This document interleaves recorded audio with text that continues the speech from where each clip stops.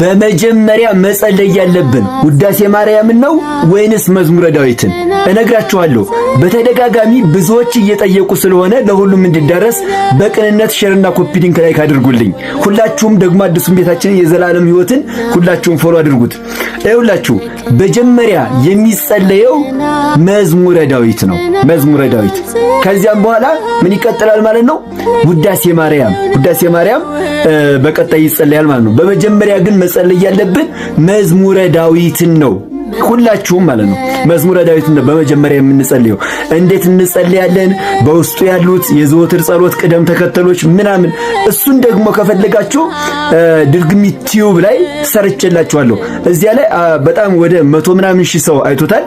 እየገባችሁ መመልከት ትችላላችሁ። ድርግሚት ቲዩብ ላይ ከ25000 ወደ 26000 አካባቢ ተከታዮች አሉት። ማለት በሌላ እንዳትጭበረበሩ ብዬ ነው የምነግራችሁ ቁጥሩን። በስም የተከፈቱ ድርግሚት ቲዩብ እያሉ ብዙዎች የከፈቱ ስላሉ የኔ ከ26000 ወይ ከ25000 በላይ ተከታዮች ያሉ ነው። እየገባችሁ ሰርች እያደረጋችሁ ዩቲዩብ ላይ ተመልከቱ። እዚያ ላይ በደንብ ተብራርቶ መዝሙረ ዳዊት የቱን እንደምንጸልይ በደንብ ተብራርቶ ተሰርቶላችኋል። እየገባችሁ ተመልከቱ። ለሁሉም አዳርሱልኝ። እወዳችኋለሁ። ክብር በሉልኝ። አሁን ደግሞ ስግደቱን በተግባር ላሳያችሁ። በምንሰግድበት ጊዜ የቤታችን ጸሎት ቦታ ላይ ቢሆን ጥሩ። የስግደት ምንጣፍ እንድንገዙ አሳስባለሁ። በምንሰግድበት ጊዜ 3 አይነት ስግደቶች አሉ። አንደኛው መደበኛው ስግደት ነው። ጉልበታችንና ግንባራችን መሬት አስነክተን የምንነሳበት ነው። እሱም ደግሞ ይሄን ይመስላል።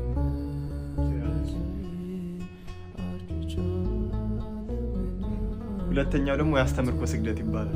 ያሰጋገድ ደግሞ ጉልበታችንን መሬት አስነክተን መነሳት ብቻ። ሲሰገድም ደግሞ እንደዚህ ነው።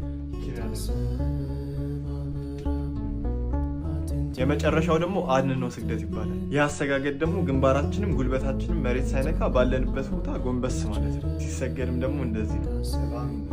በግዝት በዓላት ቀናት ላይ በአስተምርኮና በአድንኖ ስግደት ነው የምንሰግደው። በምንሰግድበት ጊዜ እጆቻችን እንደዚህ አድርገን እንዲሁም በመዳፎቻችን እንዲሁም በኩርኩም መልክ መስገድ እንችላለን። ሶስቱንም ማድረግ እንችላለን፣ ግን ከሁሉም ትርጉም ያለው ኩርኩም ነው። የምናደርግበት ምክንያት ደግሞ አይሁድ እንዴት አድርገው ጌታችንን እንደኮረኮሙት ለማስታወስ ነው። የአምልኮት ስግደትን በምንሰግድበት ጊዜ እሰግድ ለአብ፣ እሰግድ ለወልድ፣ እሰግድ ለመንፈስ ቅዱስ እያልን ነው የምንሰግደው። አንዴ እሰግድ ለአብ ብለን እንሰግዳለን። ተመልሰን ስንነሳ ደግሞ እሰግድ ለወልድ ብለን እንሰግዳለን። በመጨረሻም ጊዜ ደግሞ እሰግድ ለመንፈስ ቅዱስ ብለን እንሰግዳለን። ዳትስ በቃ ስግደት ማለት ይሄ ነው። ለመጠቅለል ያክል ደግሞ ሁሉንም ነገር ቀስ በቀስ ብናደርገው ጥሩ ነው። በኋላ ስትራፖ በስትራፖ ሆነን እግዚአብሔር ለምን እንደዚህ ያደረከኝ ብለን እንዳንተው ነው። ላይክ፣ ፎሎ፣ ሼር ማድረግ እንዳረሱ። እግዚአብሔር ያክብርልኝ።